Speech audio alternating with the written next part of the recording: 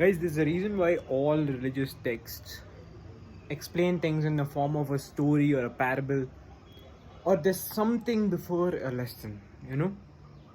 There's a reason why every good book that you've read mentions a story before the lesson. There's a reason every good teacher makes the class a little bit interactive, tells a story, asks for personal opinions before a lesson.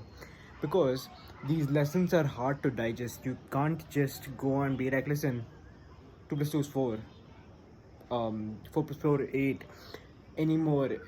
Especially when it's complex topics, you need to basically hide it within a story and tell how this one time you were wrong and everyone made fun of you in front of everyone, and then be like, okay, so 2 plus 2 is 4. That will stick longer than anything. So I've seen, I think Justin Wall will talk about this, and it's super important. Okay, I don't remember what video exactly. Okay, if I said I loved you, as opposed to me writing a whole poem about how my heart has been crushed before, and then in the end I say that, listen, which is why I love you, it's gonna hit way more than me just saying I love you. You understand what I'm trying to say? There's a reason why the human mind changes frequency when it hears stories.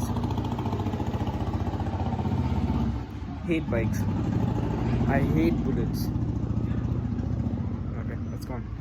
There's a reason why the human mind changes frequency when it hears stories. Okay, so when let's just say I'm teaching you something super important and my life depended on it.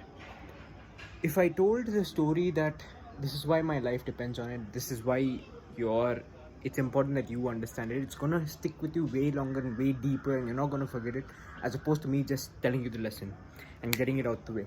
Okay, so no matter what you're using, maybe it's in your business copy, or maybe it's in your sales pitch, maybe it's in you're trying to tell a girl that you really like her, you need to disguise it in some form of a story.